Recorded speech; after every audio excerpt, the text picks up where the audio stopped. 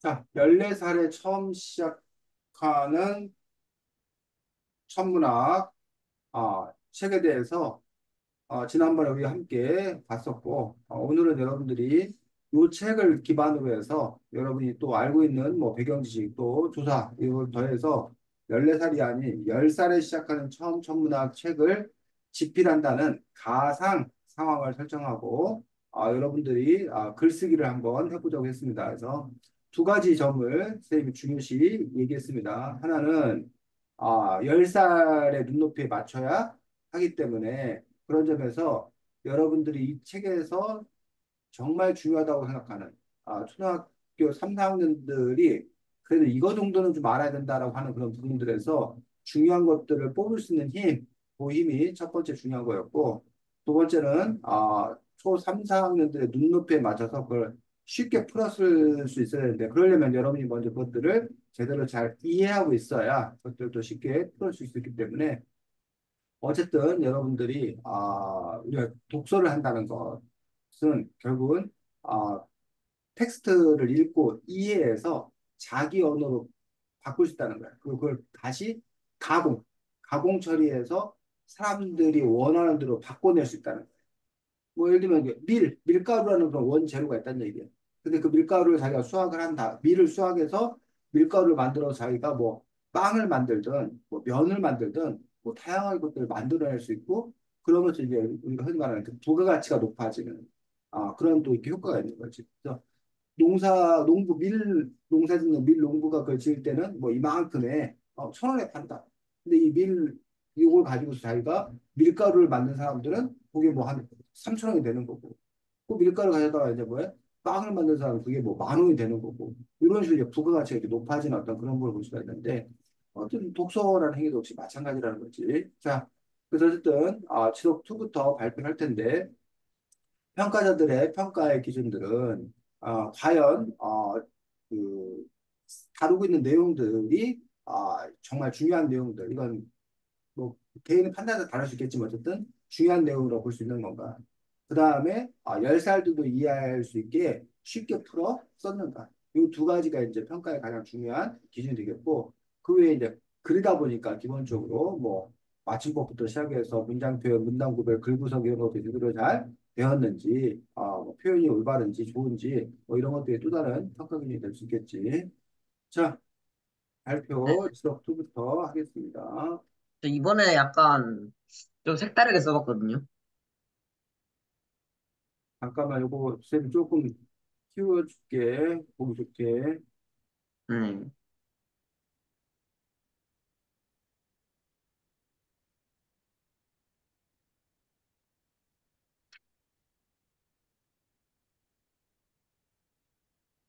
발표하겠습니다. 음. 아주 오래전 고대 그리스, 이집트 학자들은 별의 움직임에 대해 연구했어. 이러한 별의 움직임은 추수 날짜를 정하거나 항해할 때 방향을 올바르게 잡고 나가는 것뿐만 아니라 기상현상 예측, 국가의 대역 결정 등 어찌 보면 하나도 관련 없어 보이는 부분까지 별의 움직임을 통해서 결정을 했지. 그만큼 고대 사람들은 별을 중요한 존재로 여기게 되었어. 음, 그리고 이때 그리스에서는 우주가 어떻게 생겼는지에 대해 연구하는 학자들이 있었는데, 대표적으로 너희도 한 번쯤은 들어본 플라톤과 아리스토텔레스 등이 있어. 이들은 지구는 움직이지 않으며 그 주변의 행성과 별이 지구 주변을 돈다고 주장했어. 이러한 주장을 현대에 와서는 천동설이라고 부르지. 이러한 천동설의 반대편에는 지동설이라는 너희들이 흔히 알고 있는 주장인 태양을 중심으로 여러 행성이 움직인다는 내용으로 그 시절에는 지동설을 주장할 수 있는 명확한 근거를 얻을 수 있지. 그래서 고대 그리스를 시작으로 천동설은 틀리지 않는 진리라고 하게 되었지. 이러한 천동설이 천문학계를 1500년 이상 동안 지배했던 이유는 종교적인 문제가 가장 커. 물론 과학의 발전이 덜 됐고 첨단 장비도 없었기 때문에 지동설을 주장하기가 어려웠던 것도 있지만 이런 천동설의 기본 체제가 신이 지구를 중심으로 각각의 태양, 달, 그리고 태양, 행성과 별을 만들었다이기에 거의 모든 종교는 천동설을 강력하게 지지하고 있어. 만약 종교가 이런 천문학계를 억압하지 않았다면 지동설은 훨씬 더 빨리 수면 밖으로 나올 수 있었을 거야. 이런 지동설에 근거 있는 주장의 시초는 니콜라우스 코페르니쿠스로부터 나왔어. 그는 지동설에 대해 초점을 맞추고 나면 그 당시 모든 천문학계 사람들이 쓰고 있던 알마게스트의 태양, 달, 그리고 행성의 궤도의 문제점을 지적했지. 천동설의 천동설의 달의 궤도에 따르면 달은 복잡한 꽃과 비슷한 모양으로 공전하게 되는데 이렇게 공전할 시 달이 지구에 가까워지는 경우가 생기게 돼. 이때 지구에서 보이는 달은 평소 달의 크기 10배 이상 커야 하는데 그런 현상은 존재하지 않았어.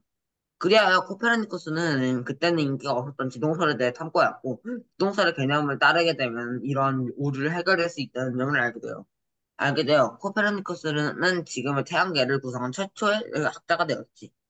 그러나 이러한 코페르니쿠스의 주장은 너희가 받아쓰기 시험을 대비해서 공부해야 하는데 시험 시작 5분 전에 시험 문제가 전부 바뀌어버린 수준의 크기로 그 당시에 우주의 진리를 온몸으로 받아치는 수준이었지. 그렇게 코페르니쿠스는 천문학계 비판 이후 쓸쓸하게 잊혀지게 되었어. 하지만 17세기 중반, 아마 여기 있는 대부분의 친구들이 알 정도로 유명한 과학자가 나타나. 바로 그의 이름은 갈릴레오 갈릴레이. 갈릴레오 갈릴레이는 해봤자 3배율의 망원경도밖에 없던 시절에 자신이 그동안 8배율, 30배율의 망원경으로 남들보다 3배에서 10배 정도, 10배 더 잘 보이는 망원경을 이용하여 그동안 아무도 발견하지 못했던 목성 주위를 도는 위성 4개를 발견했어. 하지만 천동설은 모든 천체가 지구를 중심으로 돌아간다는 기초를 가지고 있기 때문에 목성과 같은 천체의 위성은 존재할 수가 없었지. 드디어 지동설의 완벽한 증거와 천동설이 틀렸다는 증거를 발견한 역사적인 순간이었지. 그뿐만이 아닌 금성이 태양으로 돈다는 증거도 알아냈어. 이런 여러 증거를 바탕으로 갈릴레오 갈릴레이는 자신의 생각을 책으로 출판하여 널리 알리게 되었어. 하지만 갈릴레오 지동설은 너무나도 싫어하는 집단이 있었는데 그 집단은 바로 종교적인 집단 교황청이야. 이 교황청은 갈릴레오의 말이 맞게 되면 성경을 따그리 틀려버릴 의미 없는 책이 돼버리기에 성경을 바꿀 수 없는 교황청은 갈릴레오의 지동설과 관련된 문서를 폐기하라고 했어. 진실이 억압당하는 순간이었지. 하지만 갈릴레오는 교황청의 명령을 거부했고 음, 교황청의 명령을 거부했고 교황청은 그의 책 금을 금서로 결정하며 종교재판으로 그를 유죄 판결로 가택연금이라는 벌을 내리게 되었어. 그렇게 갈릴레오는 홀로 쓸쓸한 죽음을 맞이하게 되었어. 이런 갈릴레오가 활동하던 시기에 지동설 연구한 또 하나의 천문학자가 있었어. 그의 이름은 바로 요하네스 케플러야.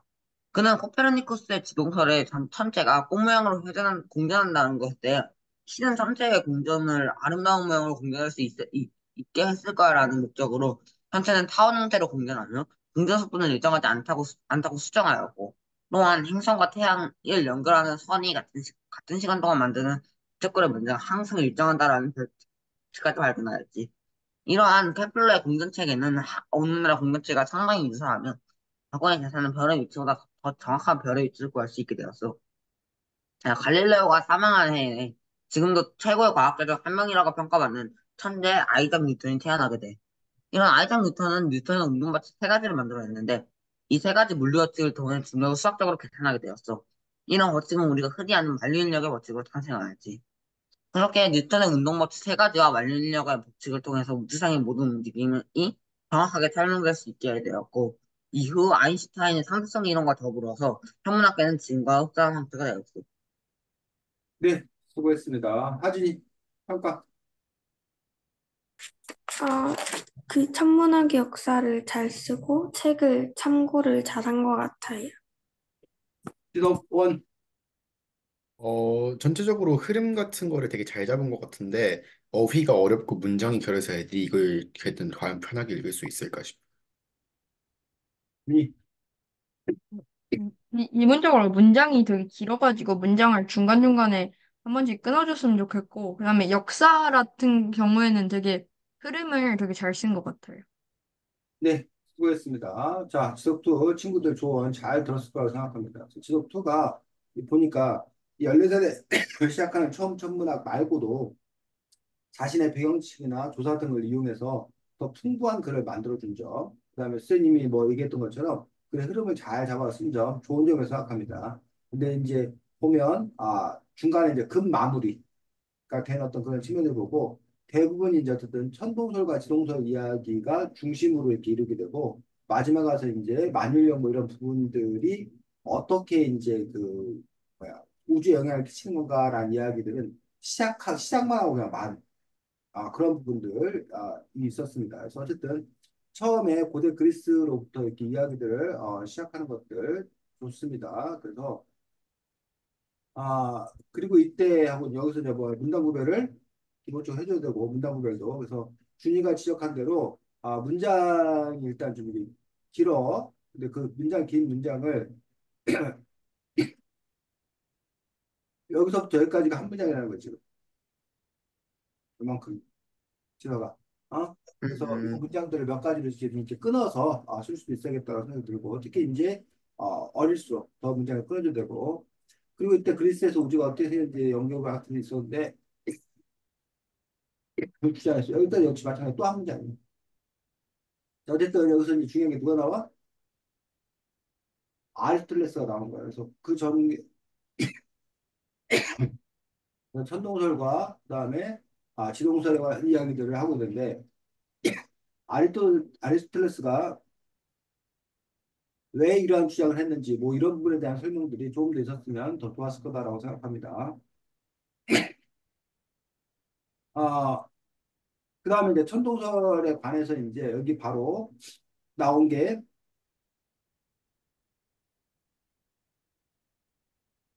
천동설에 관해서 왜 천동설이었는가에 대한 얘기 나왔고 그다음에 요 코페르니쿠스가 나와서 됐는데 사실은 코페르니쿠스 이야기 나오기 전에 여기 알마게스트 나오잖아.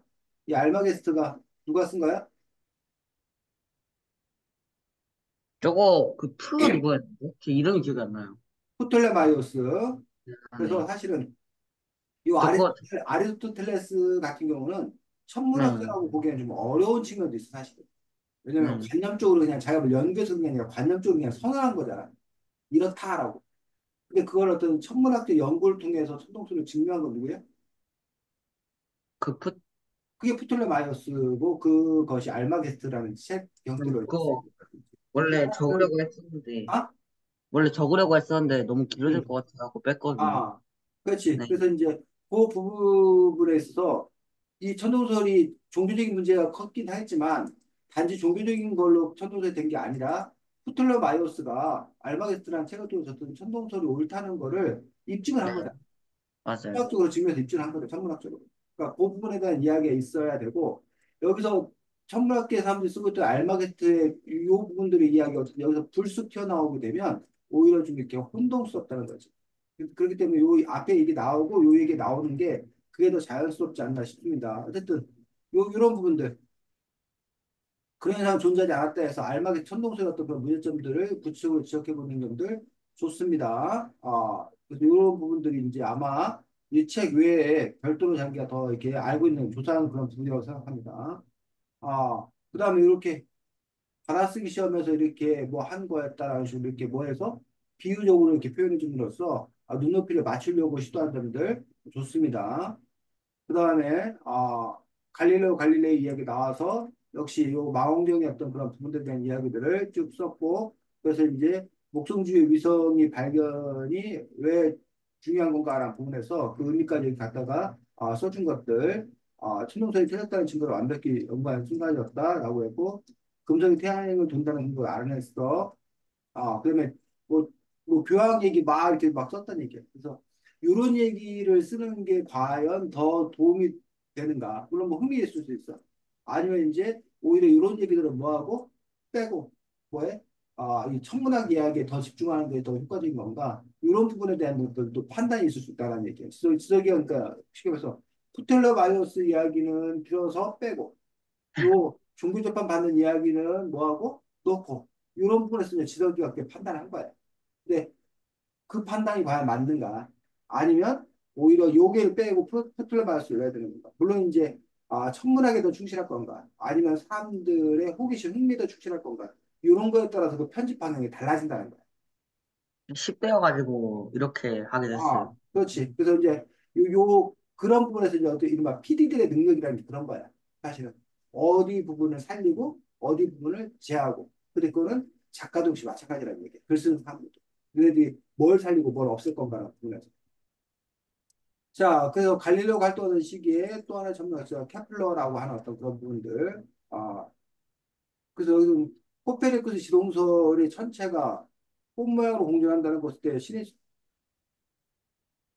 그는 코페르니쿠스 지동설의 전체가 꽃 모양으로 공전한다는 것에 대해 신의 전체가 공간 아름다운 모양 공존할 수 있게 했을 거야라는 목적으로 천체는 타원 형태로 공존하며 공중수를 일진한테 수정하였고 여기 부분이 말이 너무 길고 헷갈립니다. 네. 코페르니쿠스 지동설이 꽃 모양으로 공존한다고 한 거야? 아, 그거 제가 그거를 저기 위쪽에 적었어야 되는데 다 그걸 뺐어요. 아? 제가 그 코페르니쿠스에서 그 위쪽에다 꼬마 그거를 이 코페르니쿠스가 지동설로 바꾸긴 했는데 어, 그, 그 알마게스트처럼 그 어, 공전 모양 그대로 땄다는 거를 공전 모양 그대로 꽃 모양으로 했다는 거를 제가 안 써놔가지고 거기에다가 약간 어. 그 부분에 착각이 있는 있어서 거지. 네. 뭐 생략되고 이렇기 때문에 혼동을 불러일으키는 어떤 그런 부분을 볼 수 있고 이 지동소의 전체가 꽃모양으로 공존한다 이 부분들은 오히려 프틀레 바이어스의 어떤 그런 부분들이고 이게 너무 복잡하다고 해가지고 코페르니쿠스가 지동소를 주장했던 그런 부분들이기 때문에 그 부분과 좀 이렇게 혼동을 일으킬 수 있다고 생각되고 어쨌든 케플러의 그 일법칙, 이법칙에 대해서 지금 뭐 얘기하고 있는 것까지 보여집니다. 그래서 케플러 어떤 것들 의미에 대해서 얘기했고, 그다음에 이제 여기서 아이작 뉴턴 이야기에서 운동의 법칙, 만유인력 법칙이라고 나왔는데, 그것이 갖고 있는 어떤 그런 의미에 대해서 너무 이제 여기서는 또, 그만, 퉁 쳐버리고, 쓰다가 이제 너무 급하게 마무리 짓는 어떤 그런 모습이고, 또 하나 이제 문제가 만유인력의 법칙 때문에 우상의 모든 움직임을 정확히 설명할 수 있게 되었어? 만인력의 법칙을 통해서 오히려 지구에서 일어나는 네. 그런 물리현상에 대해서는 정확하게 설명을 되었는데 우주상의 움직임에 대해서 만인력의 법칙 갖고는 설명이 안 되는 그런 부분도 있었지. 그러면서 이제 아인슈타인의 상대성 이론이라는 부분들이 또 나오게 되는 어떤 그런 부분이기 때문에 이 부분에서는 어쨌든 조금 더그 오해의 여지가 좀 있기 때문에 조금 더 이렇게 뭐 정교하게 다뤄봐야 될 그런 필요가 있지 않나 싶습니다. 아무튼 지속 2가 말투 이런 것들도 조금 더 이렇게 맞아요. 일부러 뭐 부르지 뭐 이런 식으로 이야기를 가볍게 들려주는 것들을 쓴다던가 친근 있게 쓰고 전체적인 어떤 흐름이라던가 이런 부분에서 아주 이렇게 좋은 글을 썼습니다. 그래서 지속 또는 당장의 작가로 나와도 될 만큼 아주 글들을 잘 썼습니다. 수고 많았습니다. 다음 사진이었나? 저였던 것 같네. 보냈어? 어, 보냈습니다. 어, 아, 선생님, 제가 어, 이거 채팅에서 보는 걸 잘못 보냈어요. 제가 다시 보낼게요. 안 보낸다고? 그래, 알았어. 네, 잘못 보낸 것 같아. 아, 자, 사진이 거.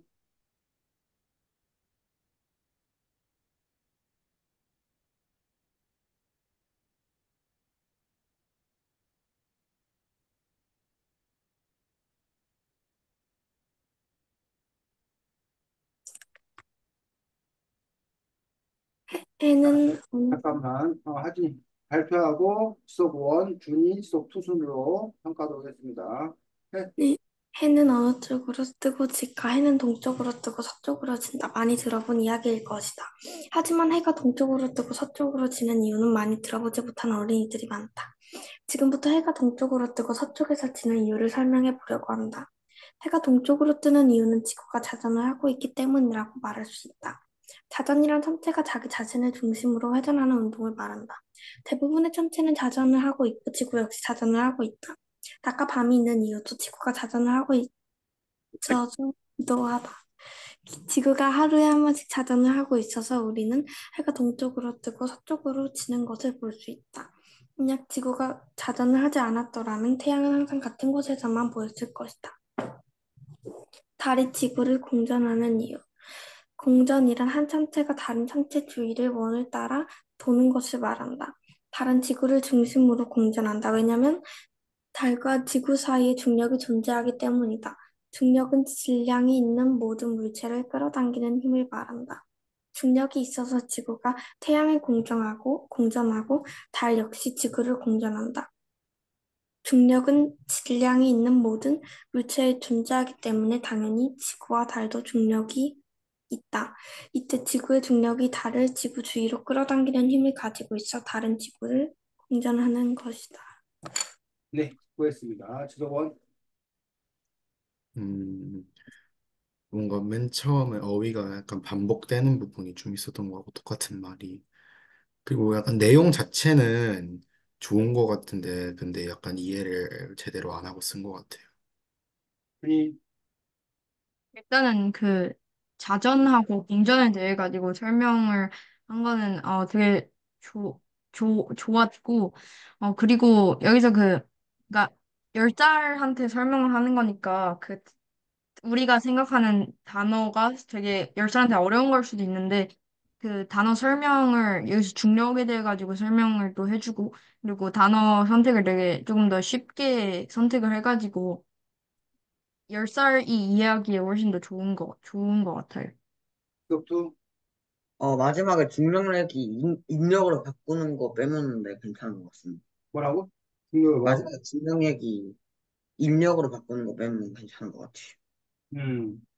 네. 자, 지금 하진이 같은 경우에 이 책 14살에 시작하는 처음 천문학책 을 기본으로 하기보다는 이 책에서는 사실은 뭐 자전거 공동 이 부분에 대해서 그렇게 많이는 설명하고 있지 않는 부분들이 있어서 오히려 이제 하진이가 그냥 10살들에게는 자전거 공동योग 발면 되지 않나. 실제로 학교 교과서에 따르면 이런 거 가르치지. 사실 교육과정에서도 보면 천문학사를 가르치는 거 아니고 뭐 그런 부분을 뽑아서 이렇게 쓴 거긴 한데 선생님이 이제 어쨌든 그 처음에 과제를 냈던 의도들 14살에 시작하는 처음 천문학책 이 책을 중심으로 해서 이 책에서 이제 어쨌든 더 중요한 걸 뽑아서 더 쉽게 써보자라는 어떤 그런 의도하고는 사실은 살짝 어긋나고 있습니다. 자, 어쨌든 해가 동쪽 서쪽으로 뜨는 이유에 대해서 어, 많이 들어보지 못한 어린이들이 많다 해서 많이와 많다라는 말이 이렇게 한 문장 안에 쓰이면 좋지 않습니다. 그래서 그 부분들도 문제는 좀 할 필요가 있고 지금부터 뭐 설명해 보려고 한다. 이런 문장은 써도 되고, 뭐 해도 되고, 빼도 되고, 그래서 뭐 하려고 한다라는 한 점에서 어떻게 보면 친절한 거고, 어떻게 보면은 굳이 필요가 없는 그런 부분들입니다. 해가 동쪽으로 뜨는 이유는 지구가 자전하기 때문이라고 말할 수 있다. 이것도 마찬가지야. 때문이라고 말할 수 있다라고 지금 말을 느려 쓴 거야. 그냥 뭐라고 써도 돼? 해가 때문이다. 동쪽으로 뜨는 이유는 지구가 자전하고 있기 때문이다라고 있다. 끊어 써도 돼. 네. 이라고 말할 수 있다 이런 식으로 운동을 말한다 뭐 이런 식으로 자꾸 이렇게 이렇게 이런 식으로 쓸 수도 있어. 근데 이제 요게 이제 그렇게 되면 좀 이렇게 뭐야 느슨해진다고 해야 되나? 느슨해진 어떤 그런 분위기이기 때문에 여러분들이 어쨌든 그것들이 말버릇으로 되어 있다라면 이렇게 간결하게 쓰는 것도 하나의 방법이라는 것들. 자, 그다음에 자전이란 회전하는 운동을 말한다. 전체가 자기 자신을 중심 자전이란 전체가 자기 자신을 중심으로 회전하는 운동이다. 이런 식으로 끌어든다는 거예요. 뭐뭐를 말한다, 뭐뭐 말할 수 있다 이런 식으로 쓰지 않고 대부분 지금 자전하고 있고 지금 자전하고 있다. 아까 범위 있는 이유도 이기도 하다. 자전하고 있어서 이기도 하다. 이유도 지구가 자전하고 있기 때문이다. 뭐 이런 식으로 줄일 수 있지. 지구가 하루에 한 번씩 자전하고 있어. 우리는 해가 동쪽으로 뜨고 서쪽으로 지는 것을 볼 수 있다. 만약 지구가 자전하지 않았더라면 태양은 항상 같은 곳에서만 보였을 것이다. 이게 무슨 말이에요? 그, 그 지구가 자전하지 않았다면. 지구가 서쪽에서 동쪽으로 자전을 안 하면 음, 지구가 태양 주위를 자전하는 거기 때문에 음. 움직이는 것처럼 보이는데 자전을 안 하니까 태양 주위로 태양이 안 움직이는 걸로 보이는 태양이 안 보인다는 움직이는 걸로 보인다. 어. 자, 지구가 자전을 안 하면 태양이 어떻게 보여? 어떻게 될까? 지구가 자전을 안 하면. 그 항상 낮이, 네, 항상 항상 한쪽은 나, 한쪽은 낮이거나 나. 항상 밤이겠죠. 그렇지. 어, 어느 쪽에서는 태양을 아예 볼 수가 없는 없어요. 없죠. 거고, 어느 쪽에서는 계속 하루 종일 태양이 태양만 같은 보겠죠. 위치에 있는 거고, 뭐 꼭 같은 위치에 있지는 않겠네. 공존할 테니까 지금. 자전만 하자고 공존은 할 테니까. 그런 점에서 이제 요 이야기라는 부분들에서 요거를 조금 자기가 더 정확하게 이해해서 써야 되는 그런 부분이 있다고 생각합니다. 자, 그 공전이 뭔지에 대해서 역시 열심히 잘 쓰고 있습니다. 좀 자연스럽게 중력에 관한 얘기도 썼고. 자, 지구와 달도 중력이 있다. 이때 지구의 중력이 달을 지구주로 끌어당기는 거 가지고서 다른 지구를 공전하고 있다. 요거 맞아 틀려? 이게 그러면 어때, 여러분들? 위가 아니고 음, 중력이 지구 중심으로 끌어당기는 힘이 작용하고 직각으로 이렇게 끌어당기는 이 힘이 작용해가지고 이게 도는 거죠. 또, 약간 아니, 원심력처럼. 지구의 중력이 달을 끌어당기는 게 아니라 둘이 서로의 인력 때문에 그러는 거 그렇지. 아니에요? 네, 사실은 달도 지구를 뭐 하고 있어? 끌어당기고 있어. 끌어당기고 끌어당기고 있는 있어요. 거지. 네. 지구가 이렇게 봤어 보면 지구가 달을 일방적으로 끌어갖고 다니고 있다고 오해할 수 있다는 거야. 근데 지구하고 달이 서로를 끌어당기고 있는 거야. 서로를 끌어당기고 있는데 다만 이제 지구가 끌어당기는 힘이 좀 더 뭐하다? 크다. 지구가 더 크니까. 근데 어쨌든 그 둘이 서로 끌어당기는 힘이라는 어떤 그런 부분에서 그 정도의 어떤 그 위치들을 유지하고 있는 어떤 그런 상황들인 것도 볼 수가 있지. 이걸 처음 썼었는데 아, 마무리를 잘못해가지고 아, 음, 지우고 해서. 음. 그래서 이제 우리가 그 전까지 사람들이 오해했던 그런 부분들이 일방적으로 뭘 끌어당기고 있을 거라고 생각하는데 그것이 아니라 둘 사이였던 그런 관계라고 하는 것들, 그 부분들을 함께 볼 수 있기 때문에 이 부분들도 좀 더 이렇게 정교한 표현, 우리가 일반적으로 이렇게 표현한 게 일반적으로 이렇게 표현을 해. 근데 이제 이 책을 통해서 우리가 배웠기 때문에 좀 더 정교한 표현을 했더라면 더 좋지 않았을까 싶습니다. 자, 다음에 준이인데 허예요. 준이가 뭘 새로 보냈다고? 네, 허예요. 근데 그 앞에서 한 애들이랑 조금 다르게 썼는데. 뭐, 그래서 어쩌라고? 아니, 그래서 그냥 어쩌라고. 그렇다고요. 준이 안 물어봤어. 준이 안 물어봤다니까? 그렇다고요. 잠깐만. 그러니까 안 물어봤어. 준이, 저기, 아까 보는 거하고 어쩌라. 뭐가 달라진 거야, 준이야? 아까 보는 거 네? 이름이 똑같아갖고 저기가 안 된다네. 그 잠깐만. 아래, 아래에 보낸 거, 뒤에 보낸 거요. 그러니까 뒤에 보는 거 해야 되는 거잖아. 근데 아까 네. 앞에 보는 거하고 네가 저기를 이름을 똑같이 해가지고, 뒤에 제가 그거를 한번 쓰고 저장해 놓고, 뒤에 수정한 게 있었는데, 그래서 그거를 지금 연 두 번을 저장했는데, 실수로 수정한 거 전 거를 보내가지고. 그래, 그래. 잠깐만요. 다운이 안 된다 그래서 다시 해봐. 헐, 왜 이러지? 아,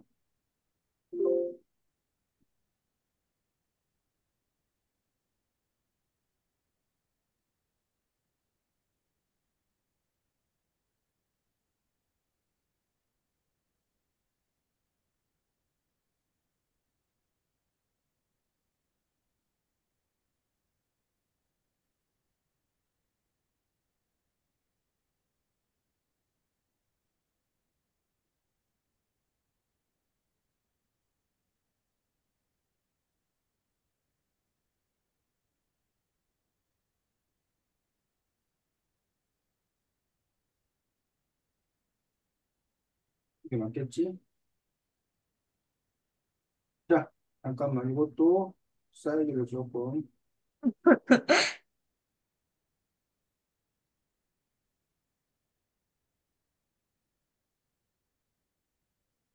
자, 발표하겠습니다, 준이. 네. 해는 아침에 동쪽에서 떠서 저녁에 서쪽으로 진다. 또한 달도 동쪽에서 떠서 서쪽으로 진다. 그리고 별들도 동쪽에서 떠서 서쪽으로 진다. 이것은 마치 지구 주변을 태양, 달, 별이 돌고 있는 것처럼 보인다. 이러한 현상을 우리는 일주운동이라고 부른다. 그리고 조금 더 자세히 보면 달과 별자리가 떠오르는 시각이 매일 달라지는 것을 알 수 있는데 이를 우리는 연주운동이라고 부른다. 이런 우주의 현상들은 행성이 지구를 중심으로 돈다는 지구 중심설, 행성이 태양을 중심으로 돈다는 태양 중심설을 통해 많이 발전해 나갔다. 하지만 이런 들에도 설명되지 않는 것이 있었다. 바로 화성의 속력이 느려졌다가 빨라진다는 것이다. 이는 독일의 과학자 케플러에 의해 증명되었다. 케플러는 행성이 태양에 가까울수록 더 빨리 움직이고 멀수록 더 느리게 움직인다고 주장해 과학 발전에 큰 기여를 하였다. 고대 과학을 완성한 아리스토텔레스는 운동이라는 것을 힘을 가해야 하는 운동과 힘을 가하지 않아도 되는 운동으로 나누었다. 하지만 이런 아리스토텔레스의 주장은 갈릴레이와 뉴턴에 의해 틀렸다고 증명되었다. 갈릴레이는 힘을 가하지 않아도 계속 움직이는 운동, 즉 관성 운동이 있다고 하였다. 이것은 버스에서 버스가 갑자기 멈췄을 때 우리의 몸이 앞으로 쏠리는 것을 의미한다. 하지만 갈릴레이는 힘과 운동의 관계는 밝혀내지 못하였다. 그리고 갈릴레이가 죽은 그 해에 뉴턴이 태어났다. 뉴턴은 모든 물체는 서로 끌어당긴다는 그 만유인력을 주장했다. 또한 세 가지 법칙을 발견하기도 했다. 이는 위에서 갈릴레이도 주장한 관성의 법칙, 힘이 클수록 물체의 양이 적을수록 속도가 빨라진다는 가속도의 법칙, 마지막으로 내가 때린 만큼 나도 같은 힘을 받는다는 작용 반작용의 법칙 등이다. 뉴턴이 발견한 세 가지 법칙과 만유인력은 새로운 천문학의 든든한 바탕이 되었다. 고대 그리스는 일곱 개의 천체, 태양, 달, 수성, 금성, 화성, 목성이 지, 지구, 천체가 지구를 돌고 있다고 생각하였다. 그때 당시에는 물론 16세기 정도까지는 천문학자들의 목적은 천체의 운동을 얼마나 정확하게 측정하느냐였다. 그런데 18세기 후반 허셜이 천문학계를 뒤흔드는 발견을 하게 된다. 이는 바로 천왕성을 발견한 것이었다. 18세기 초반까지만 해도 우주를 관찰하는 망원경이 많이 발달되어 있지 않았었다. 그런데 허셜이 더욱 더 자세히 관찰할 수 있는 망원경을 발견해 천왕성은 물론이고 800여 개의 별 또한 발견하였다. 별에서 오는 정보를 얻는 방법의 가장 대표적인 것은 빛을 분석하는 방법이다. 이는 허긴스 부부가 발명하였는데 그 당시에는 획기적인 아이디어였다. 또한 이것은 사진 기술을 이용하였다. 그 19세기에는 로베르트 분젠이 빛으로 별을 구성하고 있는 것을 알아내었다. 또한 19세기에는 빛의 파동에 따른 온도도 측정할 수 있게 되었다. 마지막으로 20세기에는 빛의 파장이 거리가 길면 길어지고 거리가 짧으면 짧아지는 형상을 이용해 거리까지 측정할 수 있게 되었다. 우리가 빠른 속도로 달리고 있는 기차를 볼 때 측정하는 사람의 상태에 따라 기차의 속력이 다르게 느껴진다. 예를 들어 우리가 그냥 가만히 있을 때에는 기차가 그냥 달리고 있는 것처럼 느껴지지만 우리가 기차와 같은 속력으로 달리면 기차가 움직이지 않는 것처럼 느껴진다. 이와 같은 측정하는 사람의 상태가 기차의 운동에 어떤 영향을 미치는지를 다룬 것이 특수 상대성 이론이다. 이런 특수 상대성 이론을 통해 원자력 발전소와 원자폭탄 등이 만들어지게 되었고, 우주에서 일어나는 모든 것들은 상대적이라는 이론도 알려지게 되었다. 1929년 별을 빛나게 하는 힘이 별 안의 입자들이 부딪히는 것에 의해 얻어진다는 것이 밝혀졌다. 과학자들은 이를 바탕으로 별의 일생을 연구하기 시작했다.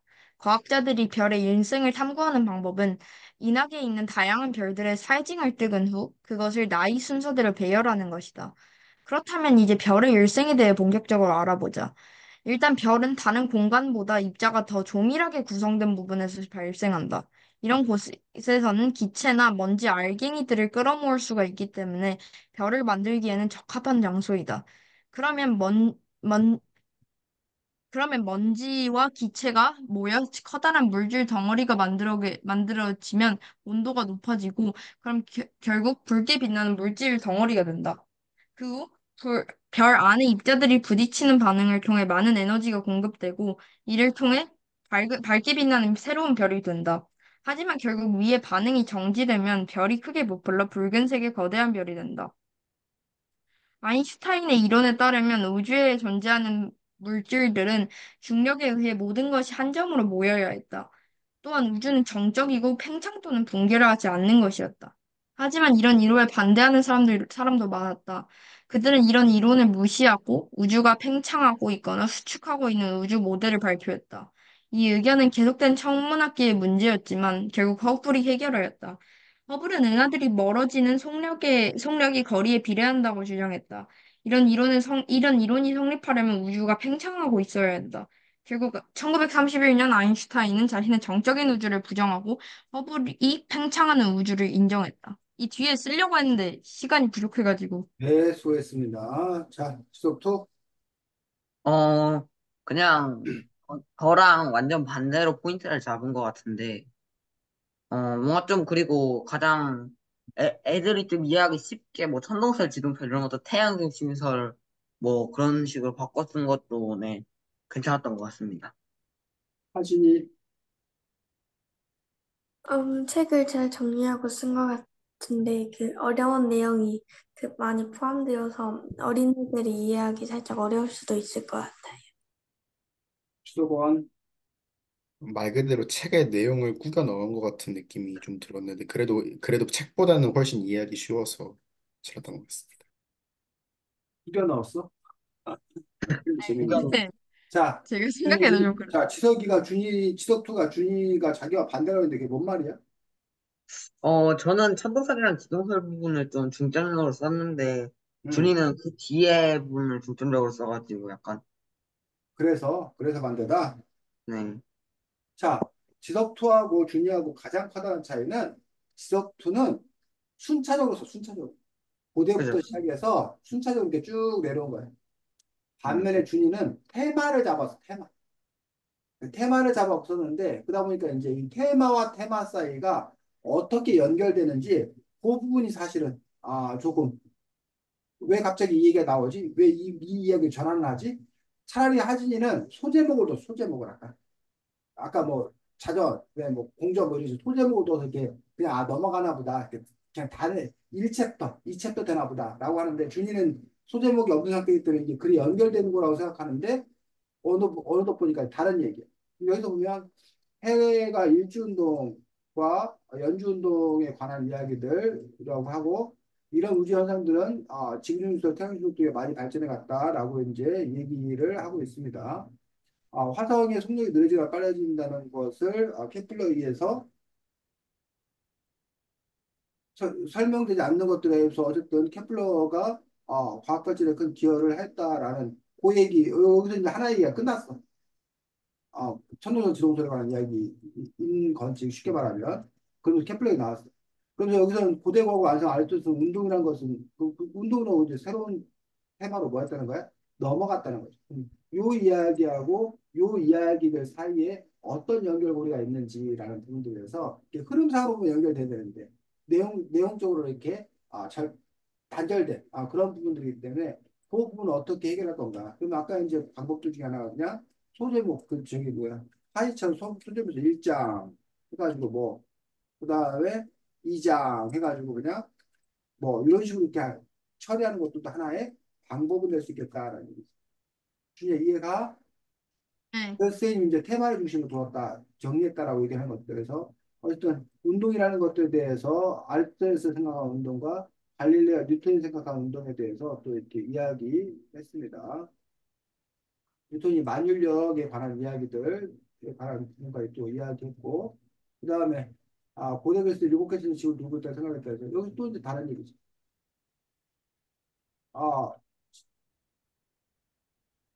근데 허블로 인해서 천왕성 발견이 갖는 어떤 그런 의미에 관해서 우주가 이제 확대된 눈에 보이는 천체뿐만 아니라 눈에 보이지 않았던 천체에 대한 연구들로 확대된 그 부분에 관한 이야기들을 또 이렇게 쓰고 있다는 얘기죠. 그 다음에 또 별에서 오는 정보에 관해서 빛 분석하는 부분에 관한 이야기들을 또 이렇게 쓰고 있는 것도 볼 수가 있고 그 다음에 또 이제 또 다른 부분에서 특수상 배수 이론에 관한 이야기들을 또 이렇게 쓰고 있고 그런 식으로 지금 이 이야기 이제 또 별의 일생에 관한 탐구에 관한 이야기들을 또 쓰고 있고 그다음에 마지막에 우주 팽창론에 관한 이야기들을 쓰고 있고 그런 식으로 이제 어떤 테마인데 그 테마를 어떻게 잘 연결할 거냐. 그렇게 된다면 순서적으로 봤을 때 여기 아인슈타인 이야기가 여기 나오다가 다시 아인슈타인 이야기가 여기 마지막에 다시 나오고 중간에 또 이렇게 갭이 있다는 얘기죠.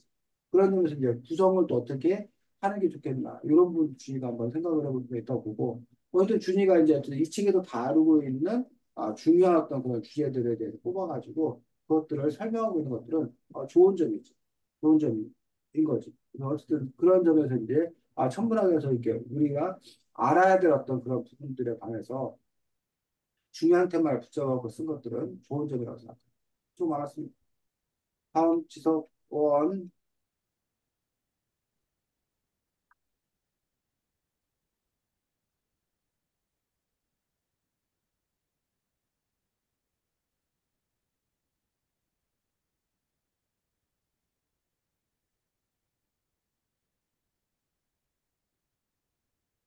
하고 준이, 지석투, 하진 순서대로 평가하겠습니다.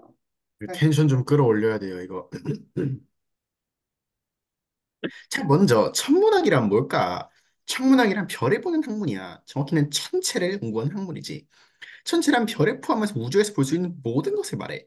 우리가 보고 있는 우주는 엄청나게 넓거든. 반짝이는 별 같은 천체들도 무지무지 많고. 그래서 천문학자들이 이 천체들이 어떻게 생겼고 어떻게 움직이는 알아내지. 근데 이 사람들이 직접 그것을 찾아가는 것은 아니야. 별들은 아주 아주 멀리 있어서 우리가 할 수 있는 보는 것밖에 없거든. 그런데 이 천체가 어떻게 태어났고 어떤 재료로 이루어졌는지를 알아낸다. 나 신기하지 않니? 그러면 우리는 천문학자가 되어 우주에 대해 알아볼까? 우리는 하늘에 떠 있는 반짝이는 점들을 모두 별이라고 부르지. 사실 모든 점이 별이 아니란다. 별은 스스로 빛을 내고 엄청나게 뜨거워. 하지만 스스로 빛을 내지 못하는 천체들도 있지. 우리는 이 천체를 행성이라고 불러. 행성은 돌이나 얼음 같은 거로 이루어지기도 하고 공기 같은 기체로 이루어져 있기도 해. 크기와 속도로 제각각이고 삐뚤어져 있는 행성, 고리가 있는 행성, 줄무늬가 있는 행성도 있어. 별과 행성은 엄연히 다른 천체야. 행성이나 별들은 대부분 둥글단다. 우리 지구도 그렇고. 그럼 우리는 어떻게 지구에 서 있을 수 있을까? 아래쪽에 있으면 떨어져야 할 텐데 말이야. 그 이유는 지구가 우리를 지구의 중심으로 끌어당기고 있기 때문이야. 지구가 우리를 끌어당기고 있어서 우리는 지구 어디에 있든 똑바로 서 있는 것 같은 느낌을 받지. 이 힘을 중력이라고 해. 근데 이런 힘이 별과 행성들 사이에도 있다는 사실 알고 있었니? 우리가 살고 있는 지구는 태양계에 속해 있어. 태양이 중간에 있고 지구를 포함한 8개의 행성이 태양 주위를 빙글빙글 돌고 있는 모양이지. 그런데 행성들이 태양 주위를 돌고 있는 이유가 앞서 말한 중력 때문이야. 태양이 행성을 끌어당기고 있어서 행성들이 멀리 날아가지 않고 태양 주위를 돌 수 있는 거야. 중력은 태양뿐만 아니라 모든 행성과 별이 가지고 있어. 달이 지구 주위를 도는 것도 지구가 중력을 가지고 있기 때문이지. 이 우주에는 수많은 별과 행성이 있고 말하지는 않지만 다른 천체들도 굉장히 많이 있어. 그럼 수많은 천체가 엄청나게 넓은 공간에서 서로 끌어다니고 빙빙 돌고 있는 거잖아? 그 거대한 우주는 어떻게 생겨난 걸까?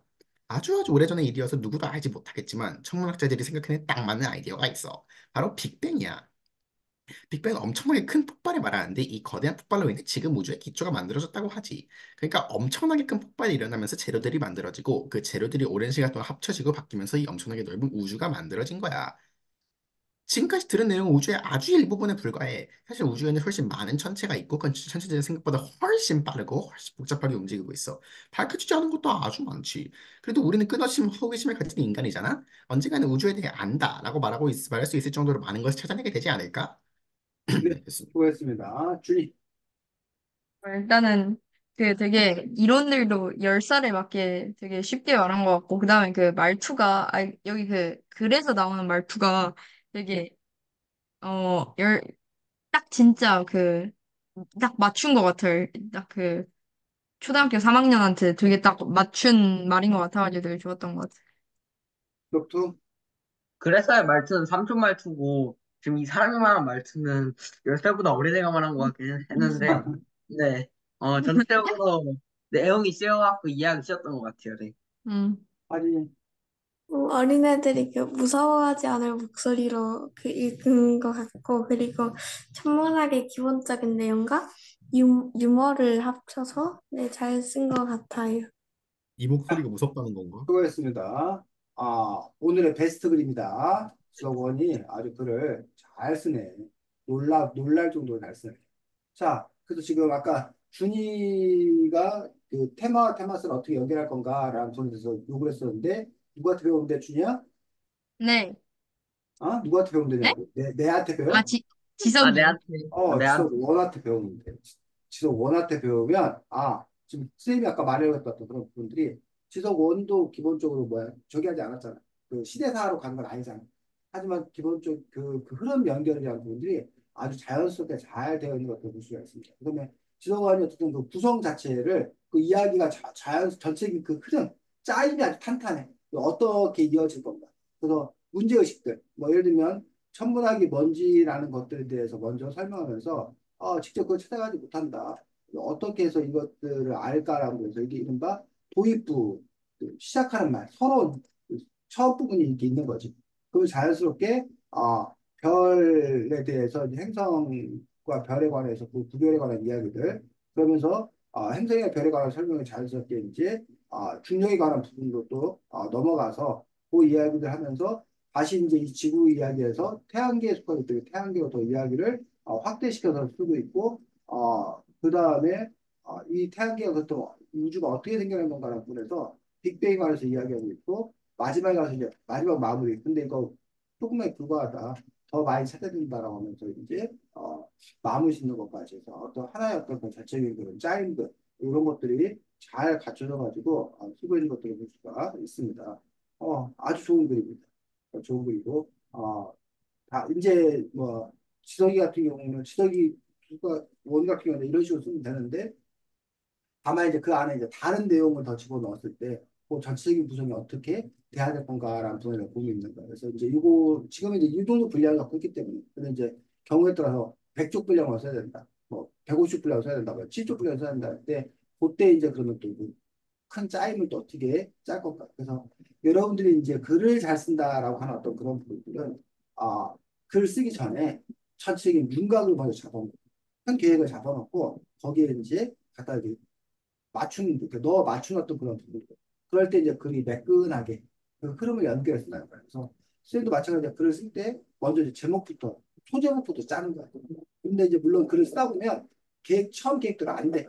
그럼 이제 중간에 이걸 바꿀 수는 있어. 몇 번 그 뒤엎을 수도 있는데, 어쨌든 그런 점에서, 근데 이제 처음부터 그렇게 글을 썼냐? 그렇지 않았어. 처음에는 그 계획을 못 세워. 뭐 알아야 계획을 세우지. 그러다 보니까 계획 세우려다가 계획 못 세우고 끝나버린다. 그래서 어느 정도 결국은 그 글을 쓰다 보면서 뭘 이렇게 해봐야 돼. 그래서 선생님이 그런 게 고민이야 사실은. 그러니까 어떤 일이 있으면 미리 계획을 세워두고 그 일을 하려고 그래. 사실 그래야 돼. 그래야 실수가 없어. 효율이 높아. 근데 문제는 계획을 세우다 진이 다 빠져. 그리고 계획 그 직접 겪어보지 않으면 계획도 못 세워 사실. 그러다 보니까 일들의 진행 방식이 물론 사람마다 또 상황마다 다르긴 하겠지만 어떤 걸 할 때 그 커다란 틀의 기본 계획을 너무 타이트하게 짜는 게 아니라 느슨하게 계획을 세워놓고 그 다음에 어느 정도 부딪혀서 경험한 거를 계획 세우는데 다시 반영을 해서 그러니까 계획 세우고 실행하고 다시 계획을 업데이트하고 실행하고 이런 과정에서 그 일들이 또 완성이 되는 부분을 볼 수 있다는 거예요. 그래서 또 한 가지 쌤이 그 생각하는 것들은 여러분이 그 비용 지불하는 거에 대해서 너무 두려워해서는 안 된다는 거예요. 그러니까 내가 뭐 물건을 사야 돼. 근데 물건을 사야 되는데 나중에 물건 잘못 사가지고 후회할 수 있잖아. 그 내가 양을 너무 많이 했거나 너무 또 좀 부족하게 샀거나 뭐 그냥 딱 맞게 사면 좋단 말이에요. 근데 처음부터 딱 맞게 사기는 사실은 거의 뭐한 불가능한. 불가능해요. 그리고 네. 내가 사보고 경험해, 이 정도가 되겠구나. 지석원이 라면을 끓여 먹는데, 물의 양을 정확히 맞춰야 되는데, 다르단 말이야, 경우에 따라서. 근데 이제 몇 번의 어떤 그 경험을 통해서 그 노하우가 쌓이면 이 정도가 적당하겠다. 라고 하는 어떤 그런 부분에 경험치가 이렇게 생겨나는 거지. 자기 노하우라는 어떤 그런 게 생겨나는 거지. 근데 처음부터 내가 그 딱 맞는 거를 찾겠다 해서 이렇게 해볼까 저렇게 해볼까 막 자료수만 엄청 막 하고 그렇게 해가지고는 라면 못 끓여 먹고 굶어 굶어 그렇게 됩니다. 그런 점에서 때로는 이렇게 직접 뭐 해보는 것들이 부딪혀 보는 것들이 그것들이 그 다음 계획을 세우는데 반영이 되기 때문에 또 그런 마음을 갖는 것도 여러분들에게 좀 필요한 부분들이 아닌가 싶습니다.